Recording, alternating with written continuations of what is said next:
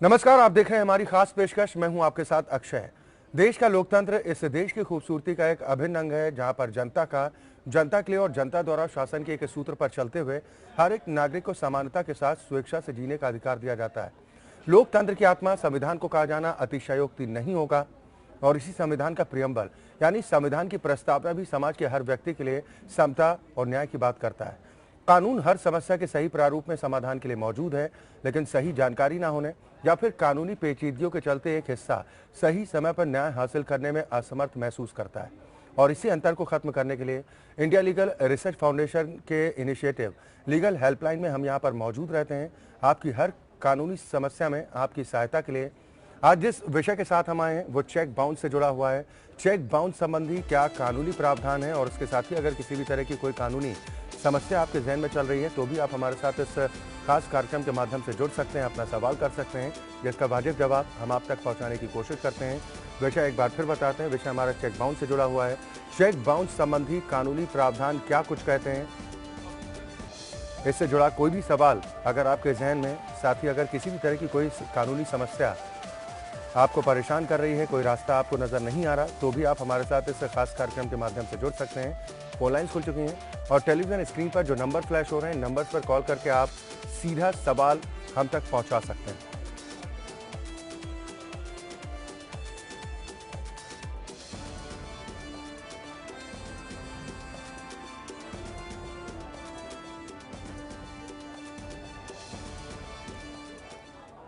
और आज इस विषय पर ज्यादा चर्चा और बातचीत के साथ दिल्ली हाईकोर्ट के अधिवक्ता राजेश पटोहा जी हमारे साथ मौजूद हैं।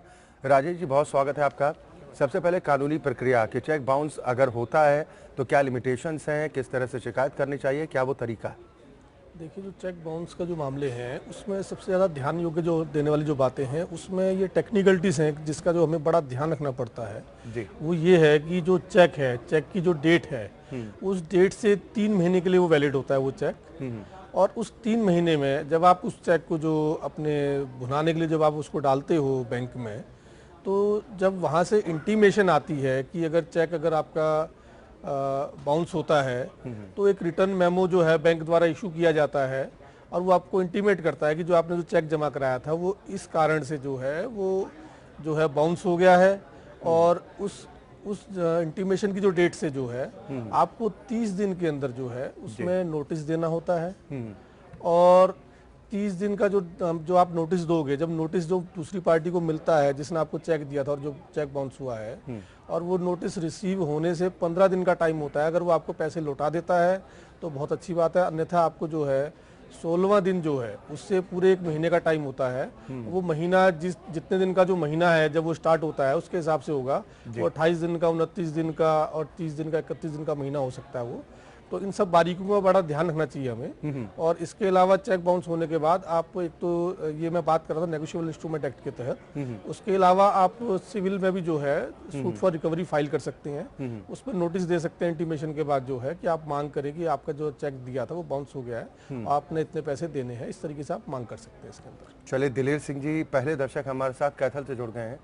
दिलेर सिंह जी, बहुत स्वागत है आपका, अपना सवाल कीजिए।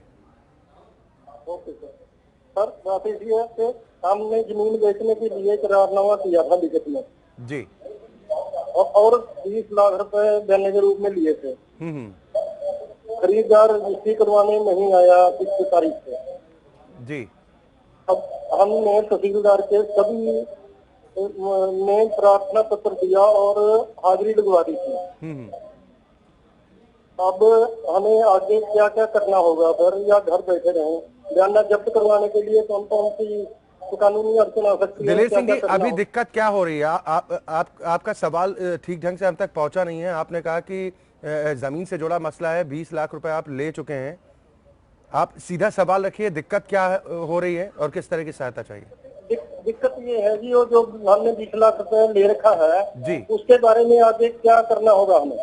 ठीक है राजेश पटोहा जी। हाँ बिल्कुल, जहाँ तक मैं इनका सवाल समझ पाया हूँ वो ये है कि ये ज़मीन के मालिक हैं और उन्होंने 20 लाख रुपए जो दूसरी पार्टी ने इनको बयाना दिया हुआ है और उसके बाद जो तय समय पर जो दूसरी पार्टी जिन्होंने और पैसे देने थे और रजिस्ट्री वगैरह करानी थी तो वो आई नहीं है और इन्होंने वहाँ पर तहसीलदार के यहाँ अपनी हाजिरी वगैरह लगा दी है। बिल्कुल ठीक करा इन्होंने।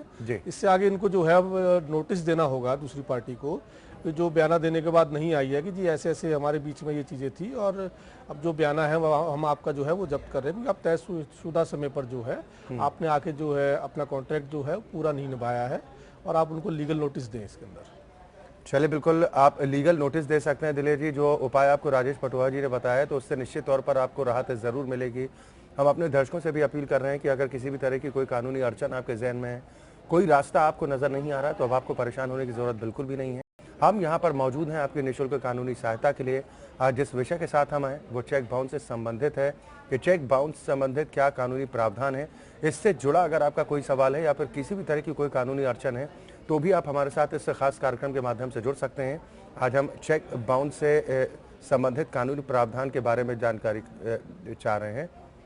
एक दर्शक हरदोई से हमारे साथ कहकशा जी जुड़ी हुई है। बहुत स्वागत है आपका, सवाल कीजिए। नमस्कार। सर, ये हमारा कहना है कि हमारे 3 साल हुआ है ससुराल से मार्केट से निकाल दिया गया जी। तो मुझे और मेरी पुत्री को, मेरा बेटा 3 दिया था, तो सर 3 साल हुए हैं, क्या अब हमारा घरेलू अहिंसा का मुकदमा हो सकता है? राजेश पटुहा जी। बिल्कुल, आपका घरेलू हिंसा का जो मुकदमा है आप इसमें कंप्लेंट कर सकती हैं, एप्लीकेशन जो है संबंधित कोर्ट में लगा सकती हैं। आप पता कर सकती हैं कि आपके यहाँ प्रोटेक्शन ऑफिसर कौन है उनसे। उसके अलावा जो है ज़िले में जो लीगल अथॉरिटीज़ होती हैं महिलाओं के लिए, वहाँ पर फ्री सेवा होती है, वहाँ आप कॉन्टैक्ट कर सकते हैं। आप जो आपकी कंसर्न जो कोर्ट है वहाँ जाके इन बातों का पता कर सकते हैं, और वो आप घरेलू हिंसा का मुकदमा फाइल कर सकते हैं इसके अंदर। और मेंटेनेंस वगैरह और जो भी जिस प्रकार से आपको जो जो संरक्षण चाहिए आप कोर्ट की शरण में जा सकते हैं। चलिए, बिल्कुल उम्मीद करते हैं कहकशा जी जो आपका सवाल था उसका वाजिब जवाब आप तक ज़रूर पहुंचा होगा। लगातार दर्शक हमारे साथ जुड़ रहे हैं जो अपना सवाल हम तक पहुंचा रहे हैं। अगर किसी भी तरह की कोई कानूनी अड़चन आपके जहन में भी है, कोई रास्ता आपको नहीं नज़र आ रहा, कोई उपाय आपको नहीं सूझ रहा, तो आप हमारे साथ इस खास कार्यक्रम के माध्यम से जुड़ सकते हैं। हम यहाँ पर मौजूद हैं आपकी निःशुल्क कानूनी सहायता के लिए। विषय हमारा आज चेक बाउंस से जुड़ा हुआ है। राजेश जी, किन किन परिस्थितियों में और कैसे कैसे चेक बाउंस हो सकते हैं? देखिए, जो चेक बाउंस का इसके अंदर जो रिटर्न मेमो होता है, तकरीबन 20-22 इसके अंदर रीजंस होते हैं कि कई बार सिग्नेचर डिफर है, कई बार एक्सीड अरेंजमेंट आता है, कई बार होता है कि इनसफिशिएंट फंड होता है। वो सारा उस पर स्पेसिफिक लिखा होता है कि किस वजह से जो चेक है वो बाउंस हुआ है, और उसके अनुसार जो है आप में इसके अंदर जो है आपको लीगल नोटिस देना होता है कि जो आपका लीगल नोटिस है वो आपका बेस है आपके जो मुकदमे का, और जो मुकदमा का जो आपकी मांग है उसके अंदर उसको आपको स्पेसिफिक लिखना पड़ेगा कि जो चेक दिया गया था किस वजह से दिया गया था और क्या लेन देन था, और इस वजह से जो है चेक बाउंस हुआ है। और आपको 15 दिन का टाइम दिया जाता है कि जो चेक अमाउंट है वो जो है आपको दिया जाए वापस।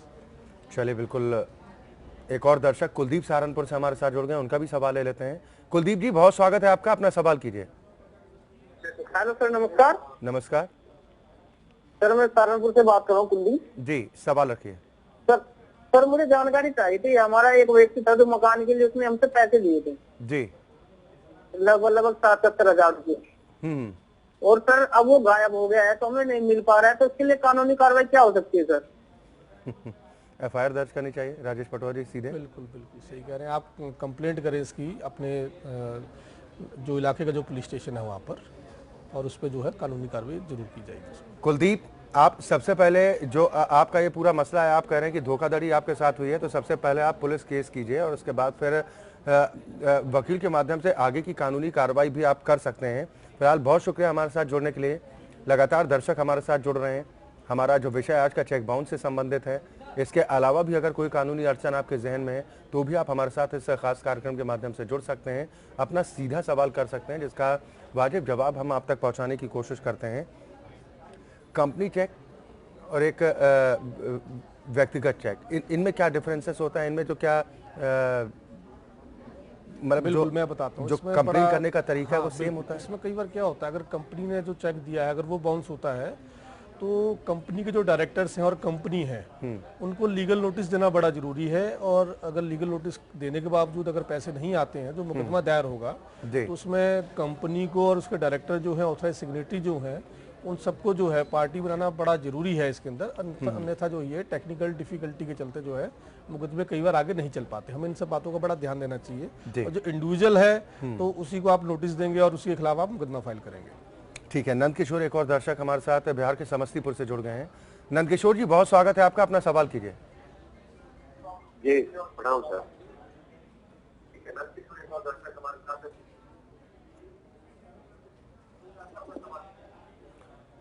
नंद किशोर जी, बहुत बहुत धन्यवाद सर। जी सवाल कीजिए। और सर आपसे एक आग्रह है कि अपने टेलीविजन का वॉल्यूम बंद कर दें ताकि आपकी आवाज ठीक ढंग से आ पाए। जी जी सर।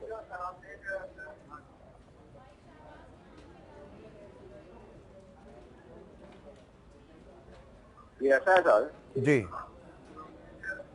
कि मैं बिहार से सीतामढ़ी जिला से बोल रहा हूँ कि मुझसे जो है नौकरी के नाम पर सर धोखाधड़ी किया गया।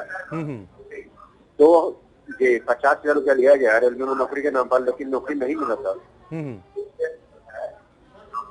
जी तो चलिए ठीक है नंद किशोर जी, आपका सवाल हम तक पहुंच गया है। राजेश जी, नौकरी के नाम पर फर्जीवाड़ा। बिल्कुल बिल्कुल, आप जो है अपनी शिकायत दर्ज कराइए अपने इलाके के थाने में, जिसके अनुसार जो है धोखाधड़ी की एफआईआर दर्ज होगी। उसके अलावा उसके अनुसार जो है आगे कानूनी कार्रवाई की जाएगी पुलिस के द्वारा। चलिए बिल्कुल, उम्मीद करते हैं नंद किशोर जी आपके सवाल का आपको जवाब जरूर वाजिब पहुंचा होगा। लगातार दर्शक हमारे साथ जुड़ रहे हैं। हम अपने दर्शकों से अपील भी बार बार कर रहे हैं कि अगर किसी भी तरह की कोई कानूनी समस्या आपके जहन में है, कोई उपाय अगर आपको नजर नहीं आ रहा है, तो अब आपको परेशान होने की जरूरत बिल्कुल भी नहीं है। हम यहाँ पर मौजूद हैं आपके निःशुल्क कानूनी सहायता के लिए। फोन लाइन्स लगातार आपकी टेलीविजन स्क्रीन पर हैं, जो नंबर फ्लैश हो रहे हैं, इन नंबर्स पर आप कॉल करके सीधा हमसे जुड़ सकते हैं, अपना सवाल कर सकते हैं। हमारा विषय आज का चेक बाउंस से जुड़ा हुआ है। लीगल नोटिस देना कितना जरूरी है इस एक्ट के अंतर्गत, राजेश पटोहा बिल्कुल, जी? जैसे मैंने भी आपको बताया, इसके अंदर जब चेक बाउंस होता है, जो इंटीमेशन जो बैंक देता है आपको रिटर्न मेमो के जरिए, तो उसमें ये टेक्निकल जो है टेक्निकलिटी हमें थोड़ा ध्यान में रखनी पड़ती है कि नोटिस की इंटीमेशन जो रिटर्न मेमो की जो इंटीमेशन है उसके मिलने के 30 दिन के अंदर आपको नोटिस देना, लीगल नोटिस। ये एक डिमांड नोटिस है कि आप मांग कर रहे हैं कि जो चेक दिया गया था वो बाउंस हो गया इन कारणों से, और आपको जो है उसका जो अमाउंट है वो चुकता करना है। उसके अनुसार ही इसके अंदर आगे कार्रवाई चलती है। 2 बार नोटिस दिया जा सकता है क्या? देखिए नोटिस का देखिए ऐसा है कि अगर चेक बाउंस हो गया है और चेक बाउंस होने के बाद अगर आपने लीगल नोटिस दे दिया है तो आपको दोबारा लीगल नोटिस देने की जरूरत नहीं है। और इसमें बड़ा ध्यान रखने वाली बात है, कई बार जिसको आपने लीगल नोटिस दिया है वो आपसे टाइम मांग लेता है। टाइम मांगने से क्या होता है कि वो कहेगा जी आप दोबारा जो नोटिस है वो जो चेक है वो बाउंस कराइए, दोबारा लीगल नोटिस दीजिए। तो उससे टेक्निकलिटी डिफिकल्टी आती है। इन पचड़ों में बिल्कुल भी ना पड़े, 2 बार नोटिस बिल्कुल नहीं देना चाहिए। आप लीगल नोटिस एक ही बार दिया जाएगा, और अगर पैसे नहीं आते हैं तो आपको कंप्लेंट केस फाइल करना है आगे इसके अंदर। चलिए एक और दर्शक लखनऊ से शकील हमारे साथ जुड़ गए हैं। शकील जी, बहुत स्वागत है, सवाल कीजिए। हमारे जो है वो बच्चों की शादी से है, हमने लड़के की शादी की थी जी। और उन्होंने जो है मेरे साथ धोखाधड़ी की। लड़की भी दिमाग से थोड़ा पैदल है और उसकी जो है कुछ और भी है। अब उन्होंने जबरदस्ती मेरे लड़के के साथ कह रही जबरदस्ती रखने के लिए, बताइए इसके लिए क्या करें?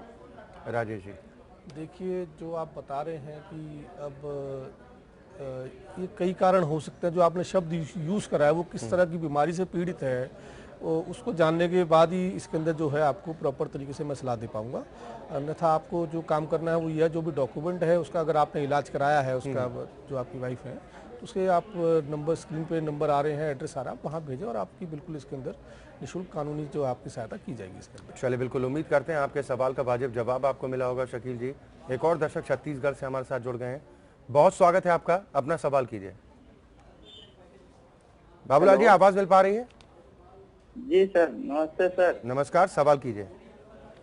सर जैसे छोटी मोटी जमीन घर बनाने के लिए लेनी है जी। तो उसे अपन समझ में नहीं आता है कि इसको कैसे हम वो करें कि ये झगड़ा वाला जमीन है या साफ सुथरा है, कैसे इसको क्या करें, कैसे पता कर सकते हैं? ठीक है राजेश जी। जो इलाके का जो रजिस्ट्रार ऑफिस है तहसील में जाएं और वहाँ पता करें कि पहले तो ये पता करें जो ज़मीन है कौन से खसरे में है, कौन सी खतौनी में है। उसके अनुसार जो है आप वहाँ पर इंस्पेक्शन कर सकते हैं रिकॉर्ड का, और आपको वहाँ पता चल जाएगा कि ज़मीन जो है उसमें उसका मालिक कौन है और वो किस यूज़ के लिए ज़मीन वो है, उसके अनुसार जो है आप आगे कार्रवाई करें इसके अंदर। चलिए उम्मीद करते हैं बाबूलाल जी आपको अपने सवाल का वाजिब जवाब मिला होगा। लगातार कॉलर्स हमारे साथ जुड़ रहे हैं जो अपना सवाल हम तक कर रहे हैं और उसका वाजिब जवाब हम आप तक पहुंचाने की कोशिश कर रहे हैं। एक और दर्शक कानपुर से पंकज जुड़ गए हैं। पंकज, बहुत स्वागत है, सवाल कीजिए।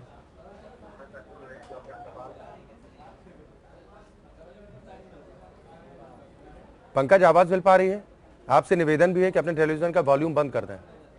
हाँ जी, आवाज मिल पा रही है जी। और मेरा सवाल ये है कि मैंने एक एग्रीमेंट किया था जमीन का, है ना सर? जी। तो उसमें क्या था कि मैं ये जानना चाहता हूँ। हाँ हेलो, हम जी, ये जी। कह रहे हैं कि जी मैं ये कह रहा हूँ कि मैंने एक एग्रीमेंट किया था जिसमें हमने 3 साल का टाइम दिया था जमीन के लिए, है ना? तो उसमें हमें 20 लाख रुपए नगद मिल गया था, लेकिन जब ये 3 साल पूरा हो जाएगा, अब ये पूरा होने वाला है ना? तो अभी तक कोई रकम तो देने की बात आई नहीं है, ना ही रजिस्ट्री होने की उम्मीद दिख रही है ना? तो जब ये 3 साल का हमारा जब टाइम खत्म हो जाएगा तो ऐसी स्थिति में हमको क्या करना चाहिए? राजेश जी, क्या क्या इनके पास उपाय देखते हैं? देखिए, अगर आप ज़मीन के मालिक हैं और आपको जो ज़मीन खरीदने वाले ने कहा था कि 3 लाख रुपए अभी देने के बाद जो बाकी पैसे ऐसे दिए जाएंगे, अगर वो नहीं देता है, आप वैसे पहले नोटिस दे सकते हैं कि आपका समय पूरा होने वाला है और आपको जो है इसमें जो एग्रीमेंट के अनुसार जो कार्रवाई करनी है वो करनी चाहिए, आपको बताना चाहिए दूसरी पार्टी को। और जब वो टाइम पूरा होता है और नहीं करते हैं तो आप उस एग्रीमेंट को खारिज कर सकते हैं और जो पैसे हैं उसको जो है आप एक तरीके से जो है उसको जो है जब्त कर सकते हैं, आप ये मान सकते हैं। चले, बिल्कुल उम्मीद करते हैं आपके सवाल का वाजिब जवाब आप तक ज़रूर पहुंचा होगा। लगातार दर्शक हमारे साथ जुड़ रहे हैं जो अपना सीधा सवाल हम तक पहुंचाने की कोशिश कर रहे हैं। हम चेक बाउंस से जुड़े कानूनी प्रावधानों के बारे में आज चर्चा कर रहे हैं कि इससे संबंधित क्या कुछ नियम कायदे हैं, क्या वो प्रोसेस है जो आपको अपनाना चाहिए। चित्तौड़गढ़ से एक और दर्शक महेश हमारे साथ जुड़ गए, उनका भी सवाल लेते हैं। महेश जी, बहुत स्वागत है, सवाल कीजिए। महेश जी, आवाज मिल पा रही है? चले, शायद संपर्क टूट गया है, लेकिन हम अपने दर्शकों से अपील कर रहे हैं कि ये जो 2 नंबर्स आपकी टेलीविजन स्क्रीन पर हैं, इन नंबर्स पर कॉल करके आप हमारे साथ जुड़ सकते हैं, सीधा सवाल हमसे कर सकते हैं अगर किसी भी तरह की कोई कानूनी अड़चन आपके जहन में है तो।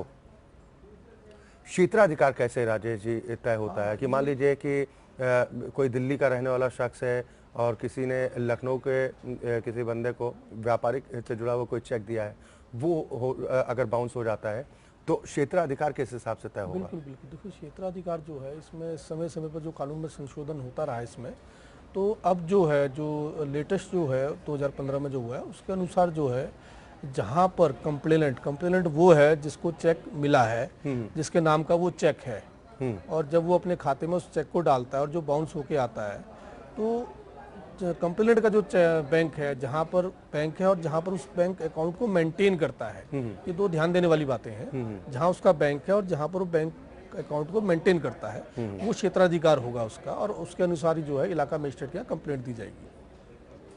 ललितपुर से एक और दर्शक राजेश हमारे साथ जुड़ गए हैं। राजेश जी, स्वागत है, सवाल कीजिए। सर के मतलब हम एक आपकी गुजारिश है, मतलब सर के हमारी जो बच्ची थी हमने सर 2-4-15 में इलाज कराया था सर। इलाज के बाद मतलब डॉक्टर से मतलब अभी तक बच्ची चल नहीं पा रही, पहले चलती थी सर बच्ची, और सर हम तभी से बच्ची का इलाज करा रहे।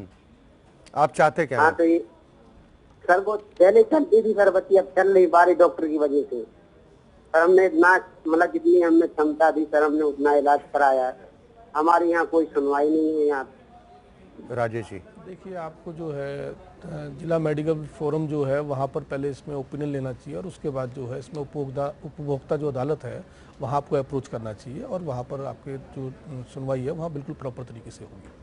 चलिए, उम्मीद करते हैं आपकी समस्या का निदान ज़रूर होगा। जो राजेश पटोहा जी ने आपको तरीका बताया कि अगर उस रास्ते पर आप चलते हैं तो निश्चित तौर पर आपको कानूनी राहत ज़रूर मिलेगी। हम अपने दर्शकों से भी इसीलिए बार बार अपील कर रहे हैं कि ये कार्यक्रम आपका अपना है। इस कार्यक्रम के माध्यम से हम उन लोगों तक निःशुल्क कानूनी सहायता पहुंचाने की कोशिश करते हैं जो कहीं ना कहीं जानकारी के अभाव के चलते इंसाफ की दहलीज से दूर रह जाते हैं। हम अपने दर्शकों से इसीलिए बार बार अपील करते हैं कि किसी भी तरह की कोई कानूनी अड़चन है तो अब आपको परेशान होने की ज़रूरत नहीं है। आप हमारे साथ सीधा जुड़ सकते हैं, सीधा सवाल कर सकते हैं।